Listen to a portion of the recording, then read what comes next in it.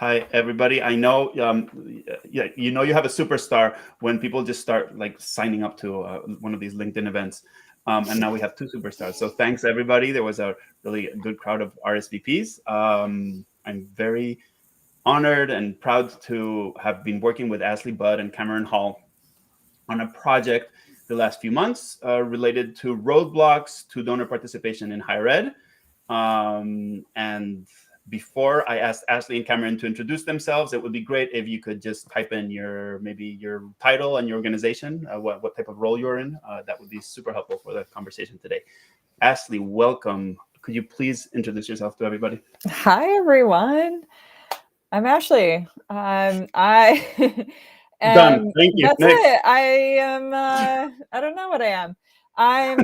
Everything. My day job is at Cornell University. I oversee advancement marketing, and in that world, we are helping to promote all alumni signature events, but we're also accountable for all participation level giving. And I think that is a model that a lot of folks are starting to explore. How do we combine alumni engagement and giving participation? So I'm living that every day. And then I'm also consulting with colleagues at other universities and nonprofits. And I just finished the first draft of a book about email. I'm really excited about that next project. Thank you for having me. This is my first donor participation project live thing. Yes. So, Andres, thanks for joining, and everybody else, please do suggest titles to Ashley. She doesn't need them, but I think it can be fun for her book on email. Ashley also has a newsletter that people love. I think it's ashleybud.com. Yeah. And you can sign up there. Okay. Thank you. Cameron, hello again. Hello. And it is a very good newsletter. Definitely sign up with some good insights from Ashley. We're waiting for I'm yours, Cameron. I serve as the Executive Director of Annual Giving and Lead Generation at the University of South Carolina. And in that role, I have the privilege of supporting two departments, our Annual Giving Programs and Services team, which houses our direct marketing, digital marketing, crowdfunding efforts, and programmatic fundraising. And then on the other side, I provide support to our donor experience team, which is new to us here at USC. And we're in the process of building that out now. Our gift officer will have his first portfolio on July 17th. And so it'll be a good year to watch the metrics roll in on that. But a lot of the work that we focus on in our shop is really focused on donor participation, and not necessarily focused on alumni participation, but overall donor participation for the institution, especially as we are gearing to go into a capital campaign. My role was sort of new and created to focus on the pipeline flow through the campaign, but really after the campaign is over. Great. I saw Ashley nodding. Do you know about participation efforts in campaigns? Oh yeah, we are we just crossed the midway point in Cornell's To Do the Greatest Good campaign, which not only has a large dollar goal associated. We're doing a $5 billion campaign, but we also have an engagement goal to reach 200,000 Cornellians in that campaign, and that is almost everybody. I think I have contact information for maybe 250,000 people, so they're saying go get them all. And so we're kind of in like the last 40,000 people that we need to engage to reach that goal, and it gets harder and harder as we're getting towards the end of that. We have to get more creative, and also really proud of the approach we're taking, that we're not doing anything that's too gimmicky, that we're just going to be able to count just for the campaign. We're really thinking about what the retention strategy is for all of these folks, and hopefully we can increase our yearly engagement. But we're tracking close to 95,000 people engaged every year right now. So big school, huge fan base. And, those Cornell alumni, a lot of ways do act like the Andy Bernard character super fan of the university, so we have that going for us too. Well, awesome. If you're a Cornellian here, pay attention. Ashley's team may visit your home to ask for a gift or to engage you in some other way. So, because they're on the final stretch. I think what you both just proved is that we assembled, we were fortunate to assemble in the Donor Participation Project a group of people who are executing the art of donor participation to a pretty high, sophisticated level. And we got together. I think maybe it was Cameron and Sean and the other Sean at the very beginning, and then they invited Ashley because we were thinking of what's holding back the sector as a whole. Do any of you want to kind of share, what we set out to, your thoughts on what we set out to do? This was about 8 months ago. Yeah, I think on the initial onset, we were starting to really think about, can we develop some sort of playbook to address the donor participation problem? But then we realized that we probably need to step back and understand, well, what do people identify as the problem areas that need to be addressed? And so that sort of prompted us down the road of doing the survey of all the participants who responded to the survey and developing sort of this at least initial summary of all of the issues that people who work in the industry of higher education fundraising are identifying as their current roadblocks, so that we can at least know what the top priorities of people are as they are facing this issue. Yeah, I'm really glad that we landed on the word roadblock, because yes. I think, sometimes when we get stuck, we're like, does anybody even understand what we're doing here? Yeah. Does anybody understand this stuff? Is it that we have to educate people more to understand what we're trying to do? But I think what we found was that, no, people understand, but there are these roadblocks that are getting us from, we understand the problem, we understand where we want to be, but why aren't we getting there? And so I think this discussion, the survey results that came in really helped us kind of pinpoint, okay, these are some of the things that are stopping us from, this moment of, we understand what's happening, but why, what's the failure to launch in higher ed? Why aren't we able to move forward? And so I think we were able to unpack that pretty clearly. Yeah, I have to mention something else, which is I've seen lots of efforts now focused on talking about this subject. So there's a fantastic book by Nathan Chappell, The Generosity Crisis. There's a Generosity Commission working on this. But I did find that all those approaches were top-down. Okay. So there's really smart people trying to figure it out for the rest of us. Mm-hmm. I think we landed on another approach that's very valuable too, which is going from the bottom up and seeing what are people actually saying that's a roadblock for them. What would be most helpful, Ashley and Cameron, so that people get a sense of the work that we did and have an opportunity to participate? Do you want me to put the survey itself on the screen? It's pretty long, but maybe we can go over it or jump straight into the report. You let me know. I think the report is where I would go. Okay. Somebody made it really well organized and clear to follow. That was there. I think having getting eyes on this report, on these report findings, and maybe just kind of following along the big buckets that we identified as things that were roadblocks would spark a lot of discussion. Fantastic. Let's do that. I'm trying to get a QR code on the screen, which is always weird when you're already on a digital medium to do a QR code. But I will put the link in the chat. Sometimes LinkedIn doesn't highlight it, so you'll have to copy and paste it. But for anybody who wants to follow along, they can most certainly do that. So if you'll bear with me for a minute, we'll take care of the technology.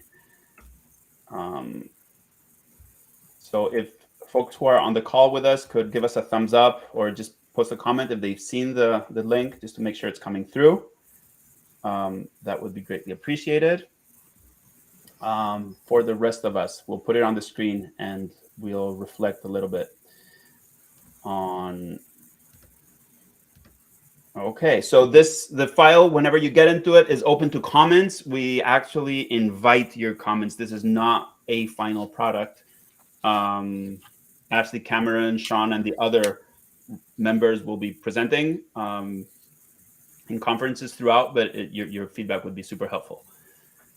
So look at this work of beauty. Thank you, Ashley, for whipping it into shape. Would any of you just want to comment a little bit? I can start scrolling down on kind of what we set out to do, which we already did. Feel free to just interrupt. I can go into the charts, which is the most interesting part of it. I think starting with the charts would be great. Okay. I think on the initial, we give a really good summary. Just we do want to highlight that this by no means is a full-on scientific project, but we did get some good responses and real responses from professionals who work in this field, which is great and valuable. I think we, at the time of the drafting of this, how many participants did we have, Louis? About 72, 73? Yes, in the 70s. Let me go find that. So we sent it to about 700 colleagues. We got 75 responses. There have since been a few more, which we'll incorporate in the future. And also, we've made available to everybody both the actual survey and the results spreadsheet. So if anybody wants to look at the data and say, hey, guys, you're crazy, this says something totally different, you're so biased, please do so. So yeah, Cameron, sorry, 75. Yeah, I would love to see this get marked up. So don't be shy. Let's make it our own. I think there's a lot to talk about. Do we want to hit that first chart? And yes, thank you. All right. So this was interesting to me, at least. I was expecting a different answer. I was too. Yeah, budget. Yeah, and I think so we asked if people had enough budget, and just as many people agreed that disagreed. I, for one, thought this was going to go overwhelmingly in the disagree area, right. And I was surprised to see it sort of right down the middle, 40 and 40 almost. Yeah. And I think for folks who maybe don't have time to sit down, I would encourage you to take this as a vacation read and bring it to the beach. But if you don't have time to read every single word, we did try to highlight the big takeaways. So 44% of respondents felt that they did not have a sufficient budget for their donor participation efforts. Just like Cameron, I thought that would be a majority rather than where that fell. And what was interesting is the other stuff, right? That probably is a bigger barrier or roadblock. Yeah. Mm-hmm. For sure. This one was also surprising. Exactly. Yeah. So second question was, okay, well, you, and we thought this might go hand in hand, right? Like, I don't have the buy-in, I don't have the budget, I'm really stuck. But no, again, a lot of buy-in. And this is where I thought, well, the problem is that people just don't understand what we're doing. No. We understand.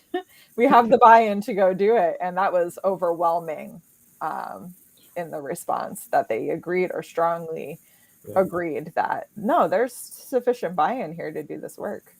Yeah, it shows that there's a strong understanding of the importance of donor participation, I think is key.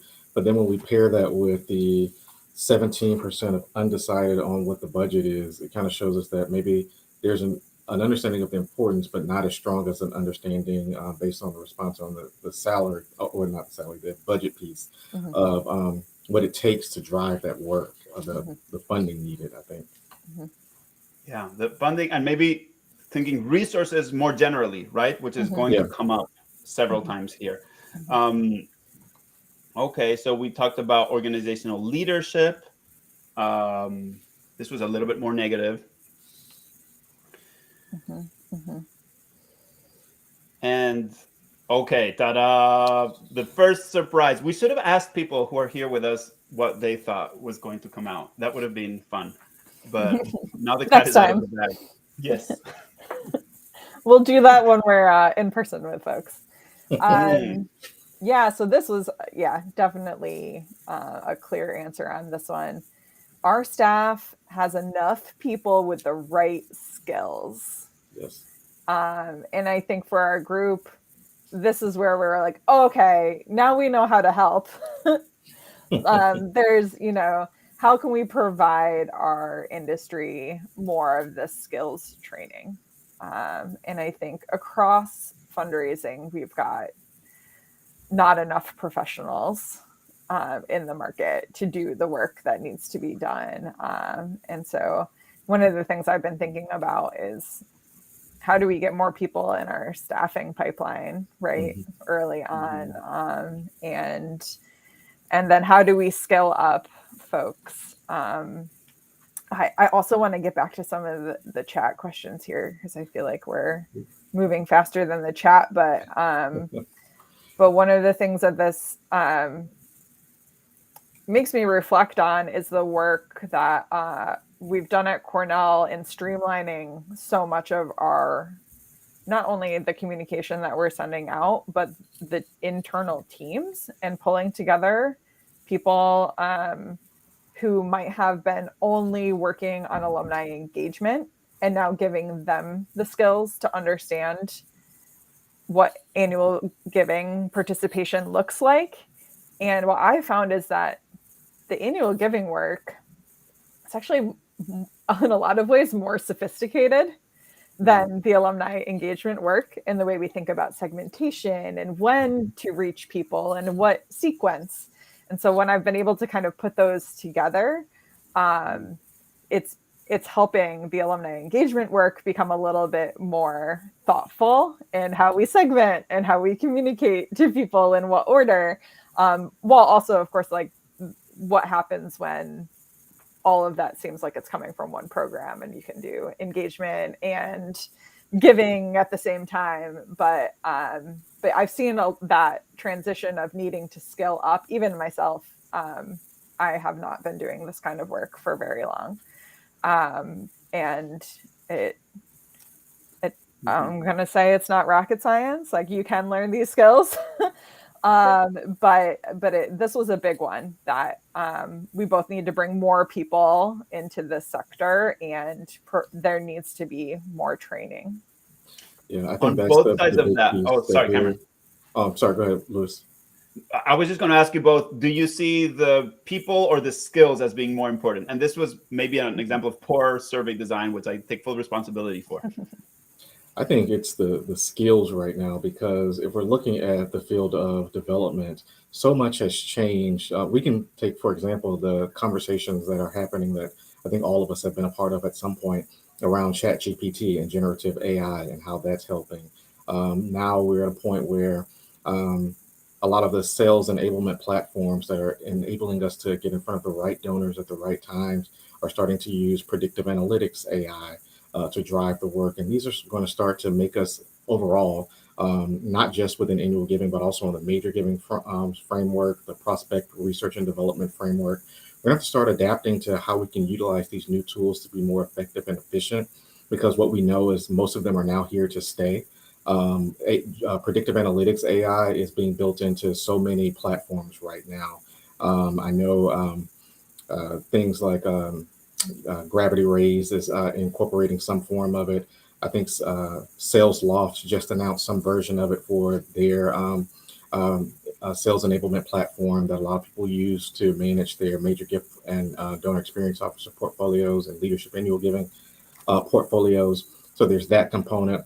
But then also if we're looking through just the traditional lens of annual giving marketing and communications, well, the landscape of marketing and communications is completely different than where it was even 5-10 years ago, because we now live in a world with TikToks and Instagram Reels and Snapchat. I forget their version of Reels, and all of these things that are now driving quantity of content versus quality of content.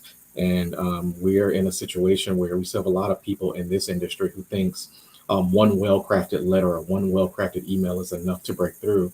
But we know that's not the case right now. We can look at Ashley's shop with that beautiful survey that y'all sent out for Giving Day as sort of the first lead into how you break out and determine where they want it. That you can now cater communications to what they're interested in giving to. Those type of things are things that require new skill sets and really new staff at a higher level that can focus on those things. I think that's the other piece where we really need to look at this particular data point is, do we have enough people in these new fields at a high enough level with enough expertise in them to really drive that work? And I would argue that in higher education that answer is no, because we tend to relegate those new industries to low level positions with little salary. And so there's really no growth to break through the noise economy that exists today. I was at the K Social Media Conference and I was amazed at the fact that these professionals are speaking for the entire university from a position that's maybe, I mean, it's not reflected in the importance is not reflected in the hierarchy and probably the salary either. Mm-hmm. That's totally, kind of that situation that you're describing, Cameron. Would we like to go into some of the comments? Sure. Okay, so John is asking, how well do we think our budgets are optimized? Is more budget really solving the problem, or is it the easy scapegoat? Not optimized. Yeah, no, not optimized. I think, especially at state institutions, I would definitely agree that they are not optimized in the state institution framework. Just because. What do you mean by like, what's your vision of optimizing? Is it following ROI? Is it following priorities? Is there a misalignment there? Yes. I mean, one of the things I think of when with this comment is, I think of direct mail and how many of us are still just doing giant drops of tens of thousands of letters in chunks, right? Like we got to send the kickoff mailing to 60,000 people. Like that is a high cost and it's not optimized, right? So that's one of the first things that comes to mind. It also is kind of reflective in your other question was, do we have enough people, or do we have enough people but they don't have the right skills, or do we actually need more bodies doing this work? In 2020, we had a functional review, like I'm sure many institutions were doing. Do we, with vacant positions, are we going to rehire? How are we going to take a moment to stop and look at what our staffing looks like? And the two areas that we grew after that assessment were email marketing positions and marketing analytics positions. And so we did identify there are not enough bodies, there are not enough humans doing the work that we need to do at the scale. So in some cases it's not enough people. And where you might think, email lower cost, we're not actually paying for postage here, but in order to get the return, it is a higher human resource cost. So that's what I'm thinking about in that optimization question. What about you, Cameron? I would agree with all of that. I think if we're looking at the work through the lens of, are there enough bodies in the field? I think that's always a question that burns in the back of my mind, just because we know in some of the areas within our field, the average lifespan of someone in a position is about 2.5 years. Well, if it takes if we're looking at that, especially on the major gift side, which also feeds into donor participation, it can take years to establish a good working relationship with your donors and to establish trust. I mean, they're closing gifts, okay, but imagine what we can do if we had more time on that front before they move to the next role. And so I think that's a piece of it. But also, I wonder if we are attracting enough new people to this industry as well, if we're looking at it through the lens of people. On the flip side, I would say that we are just not utilizing strong enough data strategies to drive how we're communicating with our donors. And I think that's a big piece. Some of our institutions are just now moving to um, digital impact reports. Kudos to you who've been doing it for a while, but the fact that that's still fairly new when we've had capabilities to do certain things for a long while in this industry speaks to that. I think about like Ashley mentioned, are we mailing the right people? Which I know here at USC, we have some work to do to define if we're mailing the right prospects, whereas as opposed to my last shop where I was running predictive analytics to determine based on full donor behavior if they were the right donor for mail, and then can prioritize my mail segment in that way. And so I think that we have to look at that question through a lot of lenses, and through all of them, I can pretty much identify that it is unoptimized how we're using our budgets, just because we're not making, and then it shows for the donor, because all of these ways that we're not optimizing the budget is also not optimizing the giving process for the end donor. And so that's showing in our back end when we're trying to close the deal with the donor to get them to support our missions and our cause. So we're spending tens of thousands of dollars on that huge drop, but then our giving form sucks, essentially, Exactly. right? Amen. Okay, Perry has a great question. I wonder if there's buy-in around donor participation, but not buy-in around everything that is needed to get there, like engagement or collaboration between teams. I think the next questions in the survey will help answer that. But if any of you has a thought there. That makes me think of just the whole entire system, right? There is a lot of inside organizations, I think, where we have that failure to launch. The system that we create, the organizational system that we create, is not set up to innovate. It's not set up to handle change. And that is why higher ed is not known for being fast moving. We are just not set up for massive change because we've created really lean structures that run a machine, right? And so in order to innovate, we risk breaking the well-oiled machine that is existing.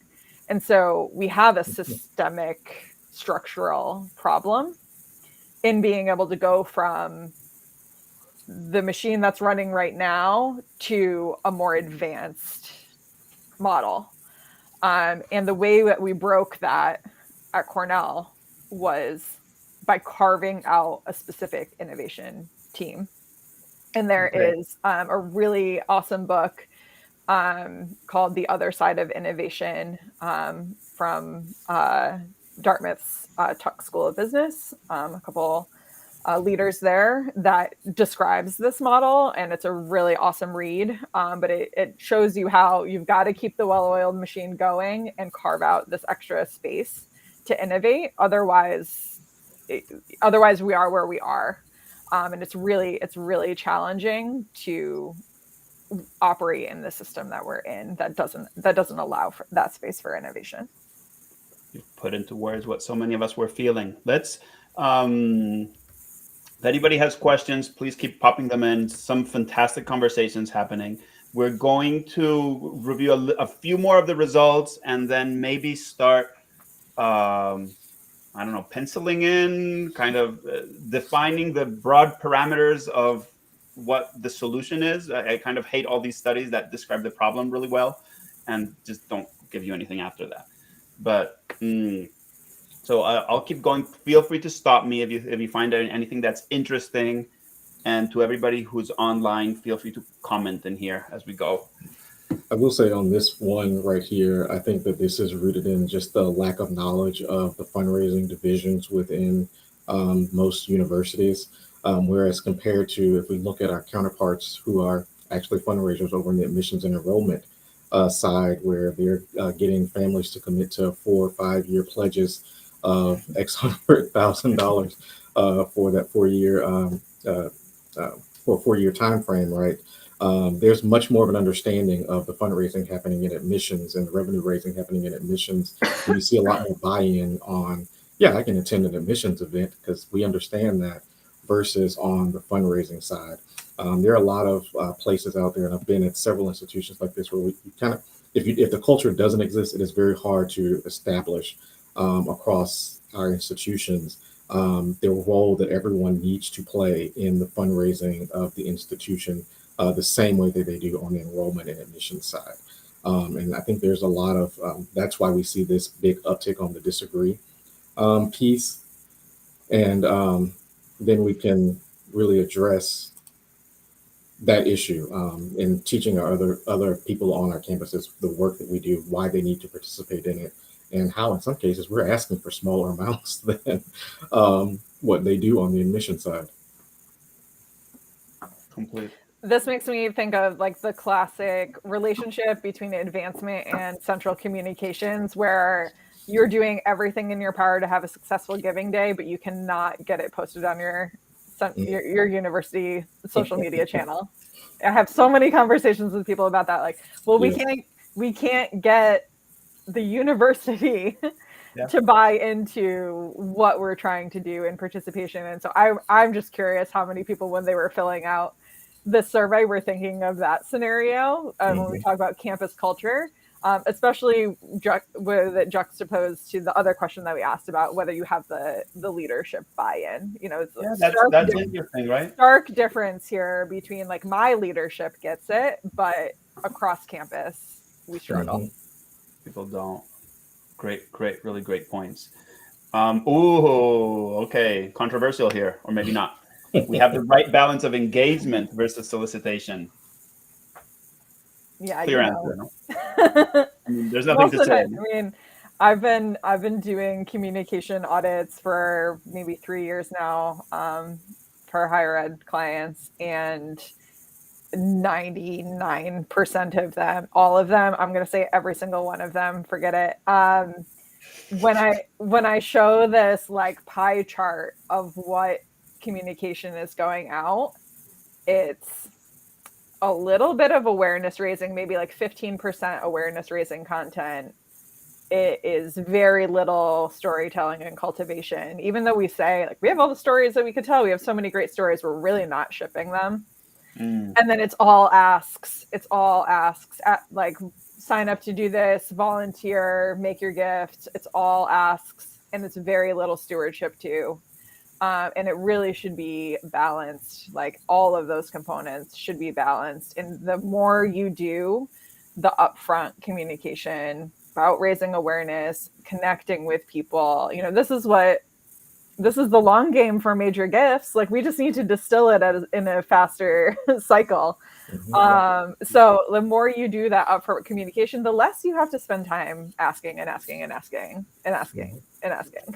And the more you have time to steward people, so the next time you come around again, like less effort ends up happening on the asks. So I'm happy that our industry is self-aware enough to know that it's not balanced. That makes me feel good.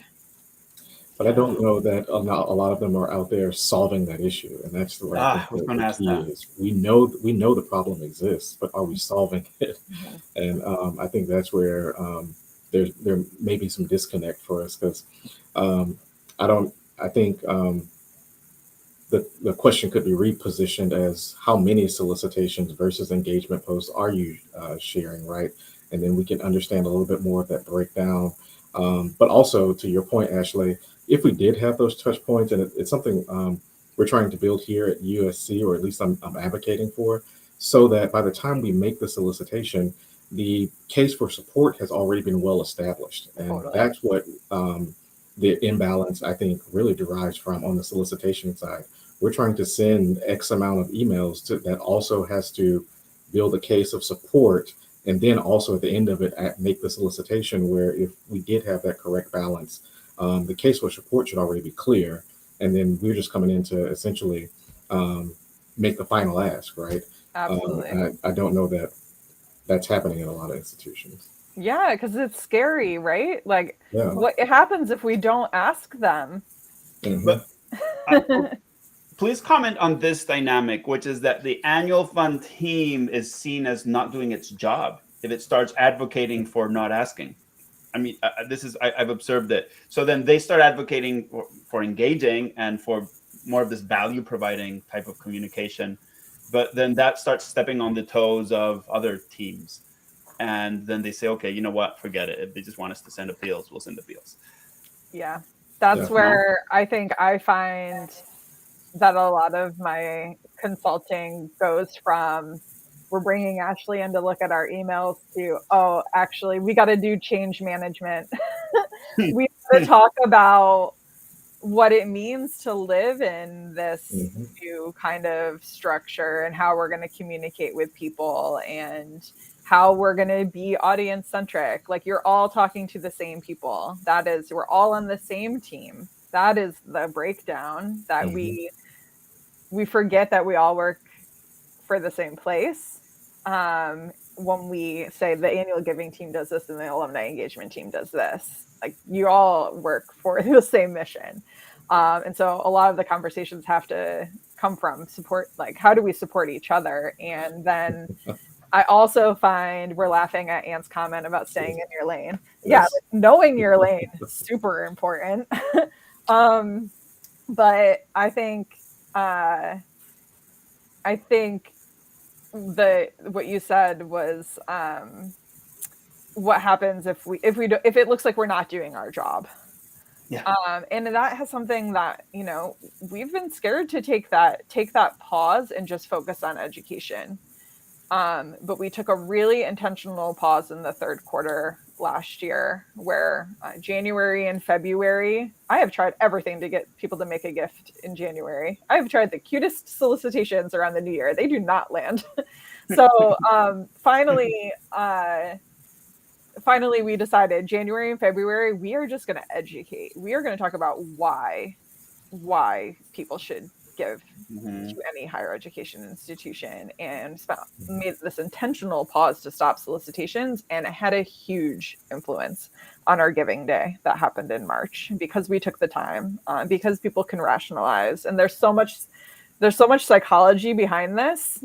This is how our brains work. If we don't, and frankly, proof, right? Totally. Like, I've been on teams where the resistance internally was huge, and I was like, this is not like wishful thinking. It's proven. I mean, yeah, this is how people think. I mean, and you can, there's plenty written out there. We'll have a bunch of book recommendations after this, I think. But it's just how your brain works. That incredible book, Thinking Fast and Slow, right? If you're primed with an idea, it's just easier to believe in. It's just easier to rationalize with. But if we're not doing the priming, it's really easy to disregard. Oh, I don't get that, right? So that's why the work is done up front. And if you can try it, maybe there would be evidence that, annual giving should just ask all of the time, because we let them try doing something else and it didn't work. But you're going to find that it really supports the program. Yeah. And it's a concept that exists in our for-profit counterparts. We were talking about this with my team this morning as it relates to recurring giving. When you think about Netflix, once you've nailed in your subscription, you've signed on for your subscription, you get that monthly payment that's happening whenever you're paying. Other than that, they're not coming back to you making an additional ask throughout the year. They're giving you updates on the new content that's coming out. Oh, we've got this. And it makes you feel like you're an insider, because you're getting that email on what's being removed, what's going out. But then right around the beginning of the year, the top of the first or second quarter of their year, they make that ask to upgrade, because they're about to increase your rate for the month, right? And so even as we think about those things, recurring giving is a big one, because I know a lot of us have been focusing on trying to get more recurring gifts in. Think about not just trying to constantly get them to upgrade or still including them in your solicitation cycles, but putting them in a special informative cycle of communications that's just educating them throughout the year. And then perhaps at the top of the next fiscal year or calendar year, and maybe you said it based on their payment start date, that's the time to ask for the upgrade, because we're seeing this strategy work. And as much as people balk when Netflix decided to restrict password sharing and the increased prices, their subscriptions went up significantly after that amount. And so I think there's something to be learned from our for-profit counterparts. And I know that sales strategy is a dirty word in fundraising, but looking at that sales strategy. I love that it's part of this, like thinking about that as part of sales, right? Sharing what the content updates are is part of sales. Like that is not, I don't know that we're trained, and so many of us are not trained sales professionals who decide to do this work. I have a painting degree. So like who's training us on what it means to solicit for gifts? You know, it means go and ask, because that's what we've always done. So we have to expand this definition of the work for sure. Awesome. We have a few more minutes left. I'd like to leave space for questions or to go over the questions that are already in the chat. Everybody, you're invited to look at this. Fill in the survey if you want. The link is at the very top of the document. And please, weigh in as we go. But we asked that there was another group of questions talking about organizational structure, more organizational structure, the central, internal. So I think people will be able to look at this, and then some open-ended questions about tools. And maybe I'll ask both of you for a quick observation or summary that wasn't very structured. Some people answered another thing than what we asked. But did you come out with a lesson learned here, or did it kind of just reinforce what came previously in the chart portion of the results? Lots of talk about tools, about metrics. Yeah, the tools challenge, I think, is tied back to what we had mentioned about like our system, the system that we have currently in place. We need to innovate in these areas, and it's tied to your, like, so much of this is tied to, I can't leverage the data that I need to operate. That's a systemic issue. And how do we address that when we're, again, so lean, and we're not shouldn't stop what we're doing, but we got to create new space to address the issues. So when I look at a lot of these things that are related to the tools challenge, I think it's not just picking a tool. Like the technology exists, folks. The technology has existed for a long time. And a lot of us have good data even, but we can't leverage it. So there's innovation that still needs to happen inside our institutions to get us to a place where we can operate. I would almost say that if you're already successful, this change is even harder, because you have something like Ashley said, right? You have a system that is kind of working. You're starting to see the cracks in it, but it's very hard for leadership to say, okay, we're not doing that. Whereas if your entire annual fund team left and there's been nobody in there for 2 years, maybe it's an opportunity for somebody that comes in. I don't know, speculating here. Sure. Jonathan's question, is the solution more fundraising degrees in universities? I don't know if that's quite the case, because I think the programs that exist, well, maybe there do need to be more fundraising programs, more extensions of the Lilly Family School, which fortunate they're on our campus for the next 8 weeks, training up our new cohort of Develop Carolina, which is innovative to USC, where we hired, I want to say 14 graduating students and are putting them through an 8-week certificate course. And then they will be assigned as assistant directors of development across the institution.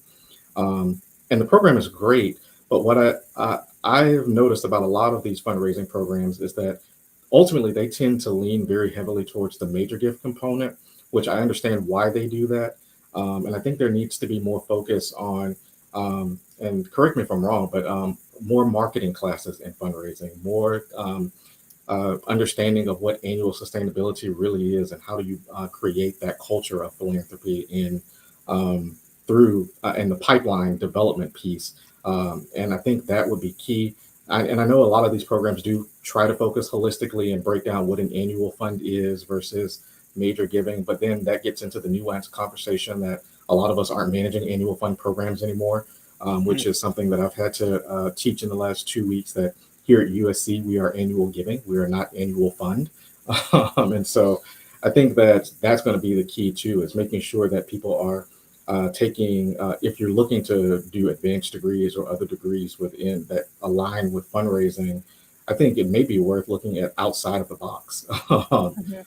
Because we tend to look at what marketing degrees for our field, we tend to look at business degrees, and that's great. But I think that there's something to be said about having skill sets outside of that box. And I don't know that going through a So fundraising program, which they're excellent programs, and I've attended some of those at the Lilly School at least.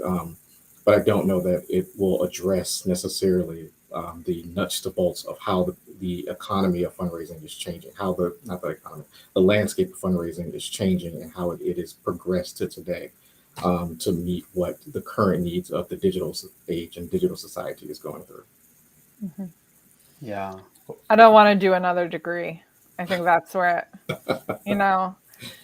So I think it's got to be it's got to be more conversation. I mean that's where I lean on is sharing, share what's working. Let's bring the Mhm. whole industry along and share what we know. And if you have the resources to try something innovative, don't just keep it to yourself. tell There tell you go. people Mhm. what's working, and let's use forums like this when you do have the ability to kind of package what you know and speak about it and share it out, and distill it in a way that others can take what you've learned and they don't have to start from scratch. I think that's probably the more practical way than and again, I don't want to sit in class anymore. I rather learn from my peers. I love that. I Something I wish sorry. that we did better in development is just more high level cross training. If we did that, that could likely solve some of the issues, but I don't know that we're even doing that. Like just good high level cross training to make sure that everyone knows sort of the up to date version of what the development shops are doing within your divisions, right? And so, yeah. It's complicated. Well, sometimes they call LinkedIn the invisible university. I think it's a pretty great place. So everybody who's here, please do connect with Ashley and Cameron. Bombard them with questions.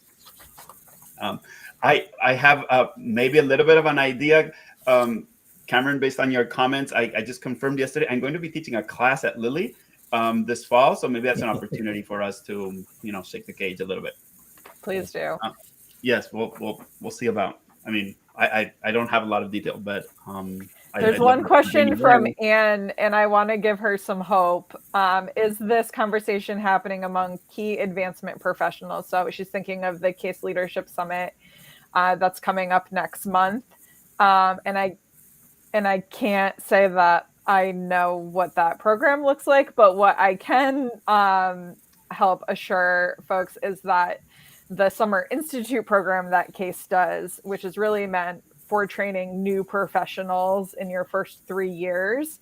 I'm on the faculty, and that curriculum is it has grown so much, and it is in that cross training kind of collaboration space now, where we no longer have the fundraisers up at Dartmouth and others scattered in other places. We're all in Madison for a whole week, training across marketing, communications, educational fundraising, alumni relations. So props to Case for building from the bottom up. I can't speak for the top down. But where we saw in the survey results the need for skills training, I think Case is addressing it really well in Summer Institute. Awesome. So get with Ashley and all the other instructors. Highly recommended. What did we decide, or what does everybody that's here with us think about next steps? So we've identified some roadblocks that maybe were not so intuitive. What can be built to solve this? One of the parts is training, and I think we've Yeah. just spoke about that for a little while. What other things could we do to maybe help the culture on campus, or some of those other issues that we identified? Fix the system, like Ashley was saying. Mm-hmm. Yeah, I think it's definitely sharing what is working. So, I mean, Okay. a lot of my responses to how do I get my team to do what you're doing? I say, tell them Cornell's doing it. I don't know. Like that's the first, like that might help, honestly. Like, but if you, and so many times I'm saying, well, Michigan is doing this. Like, well, this place is doing it, so if we're sharing Mhm. what's working and we can say definitively, like, it's not just us that's making this giant leap that you feel like is a risk. There's peers that are doing what we need to be doing and they're doing it successfully. I think that is a great first step. So making sure that we feel like we're part of this big inclusive community that can knowledge share I think will really take us a long way. Yeah. And I would add to that, I would say also in sharing, but building the plan to benchmark. That's going to be key because you want to show the data. I'm a data nerd, so you want to make sure you show the data to back up the claims. Yeah. And if you're looking to do something new and there's already a use case at a university, think about how you can pare it down to fit to your institution. I think that's what becomes a real roadblock to a lot of people is they see fancy tools that one place may have or new approaches, and they think that there's no way to build those or acquire those things for themselves. But if you could just understand the core baseline of what the product is doing, you can emulate it and shop, right? We think about predictive AI, and all it's doing is looking at donor behaviors. Well, you can do that manually. You can take a list of your donors, determine what percentage of them are male, female, or other, determine where they live, and then develop the same sort of analytics that you can. It may take a little bit longer to do it that way, but it can be emulated if you spend a little bit of time to boost some successful results. And so I think that's going to be the other piece too, is being willing to think outside of the box on how we address the donor participation issue and to really think about how you can deconstruct some of these big tech solutions and new ways of communicating and right size them to your institution. And if you, I think there's a lot of people out there in the field to Ashley's point that are doing these things, and a lot of times they're very willing to share their processes and how they're accomplishing it. So, folks, share what you know. Ashley and Cameron have been sharing what they know today. Georgia has a question, and maybe I'll remind everybody that we have 5 more minutes. If you'd like to ask your burning questions, do so. If you'd like to connect with Ashley or Cameron, also do that while you're on LinkedIn, and we'll start wrapping up. So, Georgia says, do you have the data behind using January-February timeframe to do more education ahead of Giving Day? It makes so much sense, and I'd like to bring it back to my director. That conversation just gives me goosebumps. It's like, has anybody else done it? Or, can you prove this? But anyhow, Ashley, do you have words of wisdom for Georgia? Yes, Georgia, I wrote about it right post our Giving Day. So I'll grab that newsletter link for you. Send me a LinkedIn chat and I'll make sure you have it. But I write about this stuff. I'm an oversharer. It's one of my identities. So yeah, and I think, direct attribution from something like an engagement effort to an end result is very hard to follow.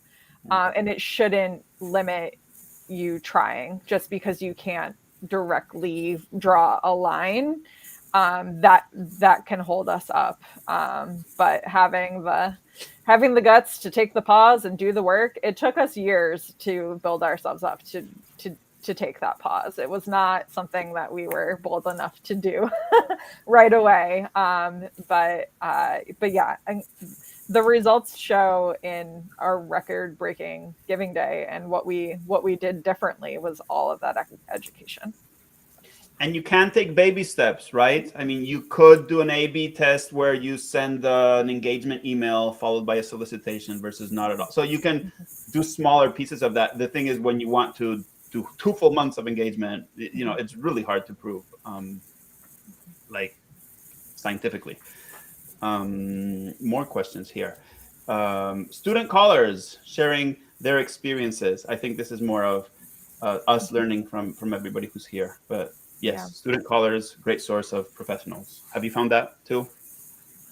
Absolutely, and it should be part of our staff pipeline, right? Like we should be exposing students who are working to us to all facets of the advancement organization and showing them these career paths, because there's a lot of folks who are working in our field, which is where they started, was in that phoning room. And so let's recognize that as a career path and be a lot more intentional about opening up the next steps, whether it's an annual giving or alumni engagement or major gifts or advancement services. Like there's so many different places that you could go. And I think if we're more intentional about fostering students who are already working for us, will help the industry have more professionals later. Fantastic. Well, Cameron and Ashley, thanks so much for sharing your knowledge and your perspectives, and for joining this little side project among the many other things you're doing. For everybody else, you can actually connect with both of them in our little group or separately, obviously on LinkedIn. But we have this join the donor participation project, and we meet every month, more or less. And it's a group of really smart people, so we'd love to see you there. Any closing words, Cameron? No, I would just thank everyone who participated in the survey and who came out today, but also Lewis is very humble, but thank you for leading this group, Lewis, and corralling us together to really think about how we will address donor participation as an industry-wide problem, not just in higher education, but I think this has been an awesome project to work on with some awesome colleagues, and I'm thankful for the opportunity. Awesome. Yeah, so coming to a conference near you. Sorry, Ashley. No, I was just going to say thank you. Happy Friday, everybody. I hope you have an awesome holiday weekend planned. Last day of the fiscal year for so many. Holy moly, it's last day of the fiscal year. Yay. Bye, everybody. Go raise some bucks.